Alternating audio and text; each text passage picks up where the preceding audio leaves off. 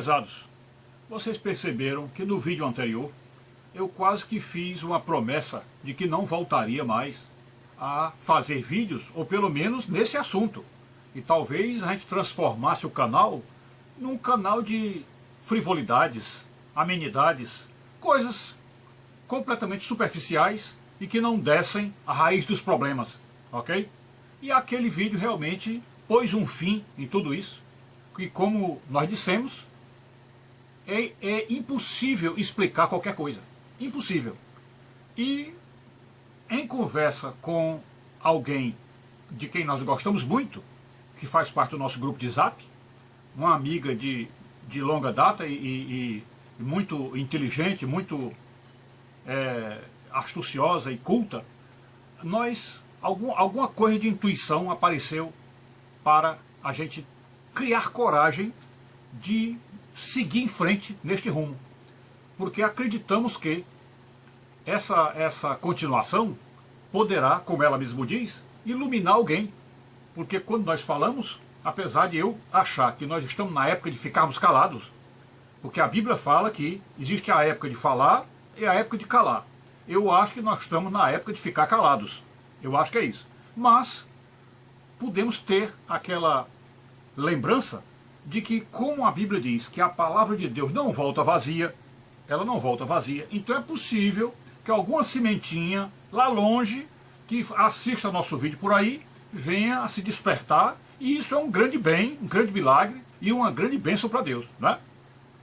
Então vamos voltar ao tema e agora tentando explicar especificamente este aspecto, ou esmiuçar, vamos descer as raízes mais profundas e mais estreitas do assunto, ok? Então, a ideia que ficou no vídeo passado é de que é impossível haver comunicação, ou como diz Shakespeare, a impossibilidade de transmitir a experiência do indivíduo.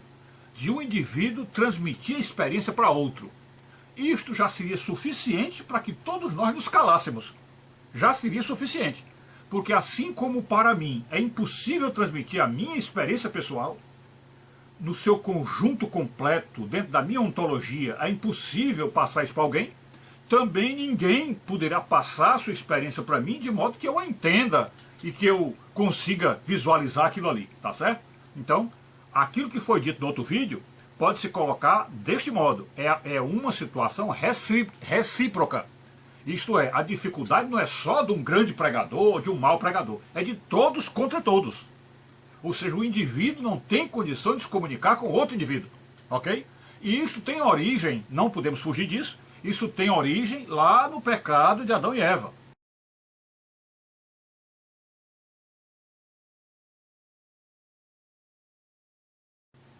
Porque antes dos dois pecarem, se entendiam muito bem, se davam muito bem, tudo estava às mil maravilhas, era um verdadeiro mar de rosas, comunicação fácil, tudo fácil.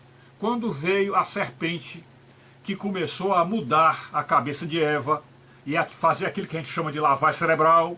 Então quando Eva caiu, a cabeça dela já era outra, e a partir desse momento o marido também não entendeu mais nada, porque Adão também, quando tomou a maçã, passou a não entender mais nada, então ficou ele completamente translocado de um lado e ela translocada do outro, então passaram a não se entender mais de jeito nenhum. Então as dificuldades que nós temos hoje são também produto do pecado original, e disso ninguém pode fugir, ok? Bom, mas vamos partir, como eu disse assim, para esmiuçar, descer nos mínimos detalhes, qual é essa razão básica, principal, de não haver possibilidade de comunicação de uma mente para outra, de uma experiência individual para outra, ok? Vamos lá para isso aí. Eu fiz uma coisa escrita para não me perder aí na memória, porque a memória da gente também é uma coisa que atrapalha muito, né? Então, para não me perder na memória, eu fiz uma coisa escrita e vou ler aqui o que foi escrito e vou tentar explicar para vocês, para nós chegarmos na raiz desse problema, ok? Vamos lá. Após nossa introdução, após aquele vídeo inicial, após nossa introdução, encontramos o problema de torná-lo menos erudito e mais à altura do nosso público, e por isso vamos arriscar fazer um segundo e talvez um terceiro vídeo. Então eu estou falando que este vídeo agora será numa linguagem um pouco mais acessível, e embora o problema seja o mesmo e talvez até seja pior, tá certo? Porque a gente vai descer de uma maneira que fique mais claro, ou seja, vamos levar a luz para o fundo do pântano, mas essa iluminação do fundo do pântano não quer dizer, com isso, que o problema vai ficar melhor, vai melhorar ou vai se solucionar. Não. Às vezes, quando você ilumina uma coisa, faz é mostrar o grande perigo e o grande inimigo que você está enfrentando, né? Então significa dizer que a nossa tarefa vai ser mais fácil. Mesmo que as pessoas que ouçam o vídeo sejam pessoas menos iluminadas, tá certo? Então vamos lá. Encontramos o problema de torná-lo menos erudito e mais à altura do nosso público. E por isso vamos arriscar fazer um segundo vídeo e talvez um terceiro. De modo a não deixar dúvida no seu argumento principal, a saber, a veracidade, a legitimidade, a realeza, a concretude, né? Principalmente a verossimilhança da conclusão de Shakespeare exposta no título do primeiro vídeo. Então este vídeo está confirmando, ratificando, ou seja, endossando a mensagem de Shakespeare da impossibilidade de transmissão da experiência individual. Nós estamos ratificando o que ele está dizendo, ok? Pois bem, assim iremos aqui elencar, ou seja, fazer um elenco de fatores que tornam impossível a comunicação de qualquer assunto. Então aqui eu vou mostrar para vocês, fazendo assim uma pequena lista dos problemas que tornam impossível a comunicação, ok? Então vamos lá. De certo modo é uma revisão do que nós falamos, mas nós vamos chegar lá na raiz do problema. Vamos lá. Primeiro ponto, primeira dificuldade. A linguagem humana é limitada e pobre. Como nós dissemos no vídeo anterior, é paupérrima. Linguagem humana não tem recursos para sondar e traduzir, né, e embagajar. Embagajar é fazer bagagem, né? Não tem condição de fazer essa bagagem para ilustrar a nossa mente. Então, o problema já começa aí. A comunicação humana é falha, porque a própria linguagem é limitada. Ok? 2. A filtragem dos 5 sentidos é única para cada pessoa. Ou seja, todos nós temos 5 sentidos. Vocês se lembram de tato, olfato, audição, gustação e visão, né? Temos os 5 sentidos nossos. Aí está dizendo, a filtragem dos 5 sentidos é única para cada pessoa. Isto é, aquilo que eu filtro com os meus 5 sentidos aparece na filtragem, ou seja, o que sai do filtro é apenas aquilo que eu posso entender. E aquilo que sai da filtragem dos 5 sentidos alheios de outra pessoa é também algo que apenas ela consegue entender. Portanto, o cérebro, que tem o recurso dos 5 sentidos, ele tem uma forma de interpretar aquilo que os 5 sentidos captam da realidade. Ele tem esta forma de interpretar isso, de traduzir para ele isso, e é impossível que ele, uma vez recebido a informação dos 5 sentidos, ele consiga retirar de dentro de si a informação para um outro cérebro, que passará de novo pelos 5 sentidos dele, e vai penetrar agora nos 5 sentidos do outro. Os 5 sentidos do outro também vão interpretar aquilo que está sendo ouvido, e o cérebro do próximo, ou da pessoa que está ouvindo, também vai ter as mesmas dificuldades, porque a filtragem será diferente da do outro. Então estamos vendo aí que já são 2 problemas sérios para impedir que a comunicação haja, ok? Terceiro, a bagagem intelectual e cultural é menor ou mais dispersiva que o necessário para iluminar o assunto. Então, as pessoas têm a sua bagagem cultural, a sua bagagem intelectual, né? Tem o seu conteúdo mental, e essa bagagem pode ser menor do que a necessária para compreender o assunto, compreender a exposição do outro. Então a bagagem é menor, porque com essa bagagem menor ele não tem elementos, não captou elementos para ilustrar e traduzir aquilo que ele está ouvindo. E também pode ser que esta bagagem cultural e intelectual seja dispersiva. Ou seja, ele aprendeu muita coisa, talvez até saiba mais do que o outro, mas aprendeu coisas que distraem, não coisas que concentram, coisas que distraem e deixam a mente meio aérea. alguma alienação nas coisas que ele vê. Então não consegue captar porque é um assunto que exige um alto poder de concentração e de detalhismo para chegar nesse ponto. Ok? 4. Os interesses de cada pessoa são diferentes. Ou seja, se as pessoas têm interesses diferentes, ok? É necessário primeiro também que ela se interesse vamos dizer assim, pela verborragia alheia, ou seja, pela oração do outro, pela pregação do outro, que aquilo ali tem interesse para ela. Se essa conversa não tiver interesse para outra pessoa, evidentemente que entra pelo ouvido, sai pelo outro, ela vai embora. Sai da conversa. Né? Então, os interesses são diferentes. Então, é provável que esse assunto todo que eu estou trazendo aqui, eu encontre o quê? Em 100 pessoas, eu encontre uma ou duas que se interessem. Dessa uma ou duas, talvez uma que tenha um pouquinho esteja naquele momento específico, passando por alguma confusão, que envolva o relacionamento com alguém, aí talvez ache que isso aqui poderá dar um pouco de alento ou de consolo ao problema que ele está vivendo com o outro, e aí está ouvindo. Mas o resto provavelmente não terá nenhum interesse nisso. Até porque, como não entende, é muito difícil a gente se interessar por aquilo que não entende. É muito difícil, tá certo? Então o quarto é os interesses de cada pessoa são diferentes. O quinto, observe bem o que está sendo dito no quinto. Tudo no universo é por demais complexo. Tudo no universo é por demais complexo. E eu sempre gosto de usar o trecho daquela música do Lulu Santos, né, quando ele diz: nada do que foi será de novo do jeito que já foi um dia. Tudo passa, tudo muda, o tempo todo, né? Então, a música do Lulu Santos mostra que nada está igual ao que você olhou há pouco tempo. Há um segundo atrás você olhou uma realidade, ela já não é mais essa realidade, ela já mudou. Então, isso mostra que a complexidade do universo é estonteante. E quem foi que deu essa palavra explicando isso? Foi aquele ex-candidato à presidência da República, o grande professor Enéas Carneiro, que ele usou essa frase, ele disse: o universo é de uma complexidade estarrecedora. Estarrecedora. Está aí, estou deixando o link deste vídeo, dessa entrevista dele, onde ele fala que as coisas são complexas demais e que o universo é estarrecedoramente complexo, ok? Então está aí o link para vocês assistirem o professor Enéas Carneiro falando. E esta complexidade é tanto maior quanto menor for a capacidade visual de cada um. Então, a complexidade do universo é tanto maior quanto menor for a capacidade visual de cada alma. Num mundo de multidões alienadas.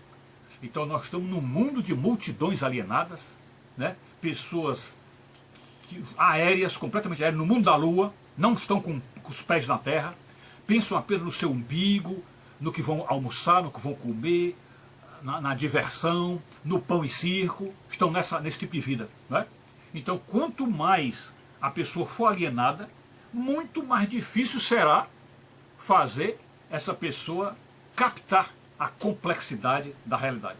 Talvez até cheguem a zombar, debochar dessa complexidade. Vão dizer: não, essa complexidade do universo é loucura de quem está falando. Não tem complexidade nenhuma, tudo é simples, né? Pois bem, e 6, o ponto número 6 diz: o orgulho de cada um compete com o orgulho dos demais. O orgulho de cada um compete com o orgulho dos demais. E esta frase, também estou deixando o link para vocês verem o vídeo, onde esta frase é dita pelo meu mestre, meu sagrado mestre, Dr. C.S. Lewis. Então, está aí o link para vocês verem o vídeo, onde ele fala do grande pecado, que para ele o grande pecado, como também para a teologia católica, o maior de todos os pecados se chama soberba, e a soberba é nada mais nada menos do que o orgulho, tá certo? Que às vezes fica travestido de vaidade, né? Vaidade. As pessoas acham que a vaidade não é pecado nenhum, porque a vaidade é um pecado da besta. Mas a vaidade é um disfarce do orgulho. E o orgulho é a soberba, é aquele câncer da alma, tá certo? Então vocês vão ver isso aí no link que eu estou deixando de um vídeo do nosso estúdio que foi feito há mais tempo atrás. Pois bem, então o orgulho de cada um compete com o orgulho dos demais. Isso gera o seguinte preconceito. Ou seja, o orgulho gera o seguinte preconceito. Ninguém aceita uma crítica vinda de outro ser humano. Ou seja, como o orgulho de cada um compete com o orgulho do outro, ninguém aceita uma crítica vinda de um outro ser humano. Ninguém aceita. Tá certo? Por que não aceita? Porque todos nós sabemos que todos nós temos pecado. E a gente não aceita ser criticado por quem é igual a nós. Quer dizer, se ele tem pecado também, como é que ele me critica? Não é? Então nós não aceitamos isso. E como eu sempre digo, no orgulho íntimo que nós temos, nós esperamos que a única pessoa que venha nos criticar seja Deus. Porque Deus é santo, Deus é imaculado, né? Deus nunca cometeu pecado, nem cometerá, é a pureza perfeita, então esse aí pode nos criticar. Só que a gente não quer ouvir críticas nem de Deus. A gente não quer ouvir crítica nem de Deus. O que a gente espera é que Deus venha para nós com palavras doces, palavras quase que eu diria assim, lisonjeadoras, né? Tecendo elogios. O que a gente quer é isso. Por quê? Porque o orgulho dentro de nós, alimentado dentro de nós desde a nossa infância, que já vem também dos nossos pais e também dos primeiros pais, Adão e Eva, esse orgulho é feito dessa forma. É a pessoa se achando tal, se achando melhor, tá certo? E o pior, ninguém escapa disto. Quando nós dissemos que ninguém quer ouvir crítica de ninguém, é porque todos nós temos um orgulho. E como disse C.S. Lewis, o orgulho de cada um compete com o orgulho do outro. Então, para mim, aí está o cerne da questão. Aí está o problema, o nó cego da história está aí. Aí eu vou reler. Isso gera o seguinte preconceito: ninguém aceita uma crítica vinda de outro ser humano. Ouviríamos apenas talvez uma crítica doce, mas somente se ela viesse de Deus, ou no máximo de um anjo. Mas claramente que não aceitaríamos. Não aceitaríamos. Né? Se até com Deus a gente não iria aceitar, imagine com um anjo. Então, a impossibilidade está aí. Porque Deus não deixou nenhum anjo para nos falar. E ele próprio, digamos assim, não está aqui para falar, mas veio uma vez à Terra, desceu uma vez à Terra, fez críticas à humanidade, e críticas a cada um em particular, e pior, criticou até aqueles que ele próprio escolheu, aqueles que ele escolheu a dedo, que ele fez o esforço de escolher na melhor qualidade da alma, que ele escolheu a dedo, esses aí ele criticou. Chegou inclusive a chamar um deles de Satanás, que no final da vida realmente se suicidou e fez aquela traição, como vocês conhecem a história de Judas Iscariotes, né? Então, o próprio pessoal que ele escolheu para si, para ser a escola apostólica, aqueles que iriam realmente iniciar o trabalho de alterar o mundo, de mudar o mundo, esses próprios eram gente, não eram fluxicheire. Esses próprios não eram fluxicheire. Ok? Então, as pessoas dizem, se Deus vier à Terra pregar para mim, eu acho que eu vou ouvir. Mas ele já veio, ele já falou, ele deixou a verdade na Terra escrita num livro, e mais deixou uma verdade imutável, porque a própria Bíblia diz que o céu e a terra passarão, mas as minhas palavras não passarão. Ele deixou então a verdade imutável como única fonte onde se pode ouvir a verdade, que é dentro da Bíblia. Mas as pessoas, primeiro não ouviriam Jesus, não acham que a Bíblia seja a palavra de Deus. Aqueles que creem na palavra de Deus não a interpretam corretamente ou não a entendem corretamente. E, portanto, todo o esforço de Deus pode ter se perdido aí no tempo, porque talvez nem mesmo ele tendo vindo à Terra, nem isso adiantou. Ok? Então, não sei se com isto eu estou conseguindo fechar e estou conseguindo esclarecer melhor, tá certo? Mas aí está os pontos cruciais do que eu ia falar. Então aqui diz assim, então se a verdade de Deus foi deixada na terra pela palavra de Deus, e nem esta, que veio diretamente dele, serve para que alguém tenha autoridade para levar uma crítica, para que alguém se corrija e melhore para ser uma pessoa melhor, e é por isso então que as pessoas, podemos dizer, detestam as igrejas.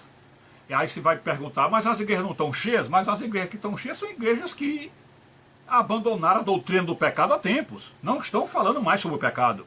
As igrejas, pelo contrário, elas estão com muito louvor, é muita música, como diz o meu padre, é sapateado, é balacobaco, é só isso. Então é o evangelho água com açúcar. Não é aquele evangelho como na pregação de João Batista. Não é a pregação de João Batista que está vigorando hoje, tá certo? Então para mim aí está o problema mesmo. Então, em resumo, por que é impossível, como diz Shakespeare, da impossibilidade de transmissão da experiência individual? Por que é impossível? Porque a pessoa que transmite para o outro é alguém do mesmo nível do outro, é tão pecador quanto o outro. Então, portanto, não pode sair nenhuma crítica vinda dessa pessoa.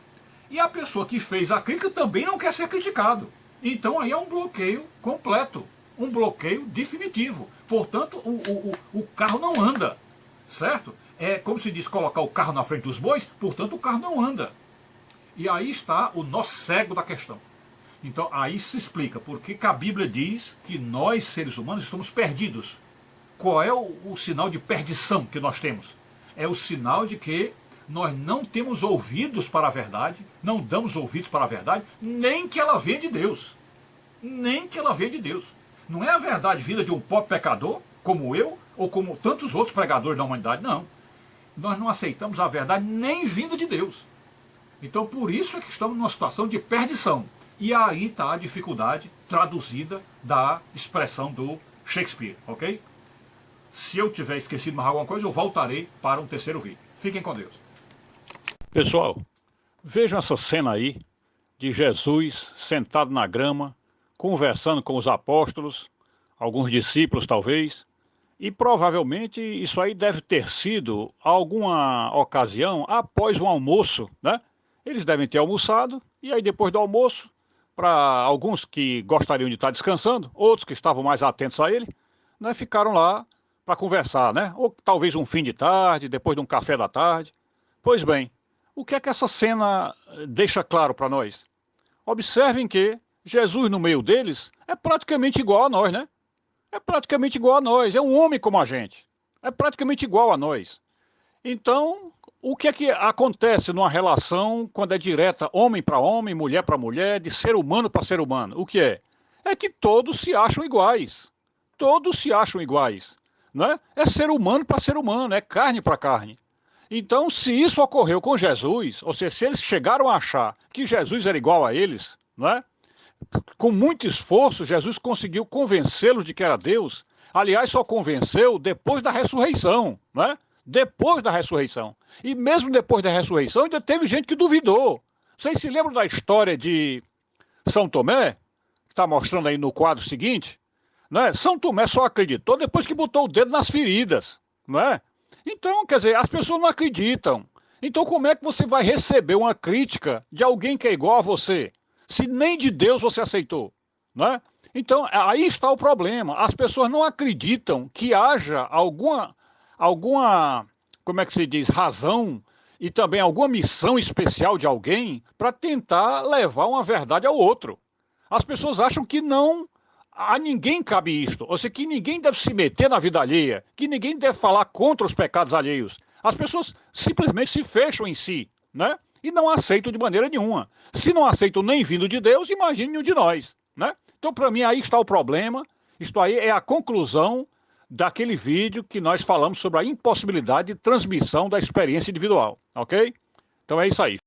Isto foi exatamente o que ocorreu com o Nazareno. As pessoas nunca engoliram o fato de verem um pecador criticar um pecado delas, pois Jesus para elas era um homem como nós, pecador como nós. Isto foi o mesmo ocorrido com o ex-presidente. As pessoas não queriam ouvir a verdade nos lábios dele e, para fugir dela, apontavam os palavrões e grosserias dele, mas o ódio que sentiam era ódio à verdade e não ao ex-presidente. Logo, enquanto não olharmos com toda a confiança para o nosso próprio pecado interior, enquanto não nos enxergarmos como perdidos no vício da egolatria, nunca entenderemos uma vírgula da palavra de Deus e bloquearemos todas as possibilidades de transmissão da verdade, como disse Shakespeare. Eis porque a frase de C.S. Lewis, dada a seguir, é tão importante para o entendimento destes dois vídeos, sendo a única consciência salvadora na nossa situação de perdição. Se não tivermos este tipo de humildade, capaz de não olhar para os pecados dos outros, mas olhar para o seu próprio, com este grau de certeza e até de revolta, jamais entenderemos nada da experiência alheia e muito menos a palavra de Deus. Livro escrito apenas para quem tem esse tipo de humildade.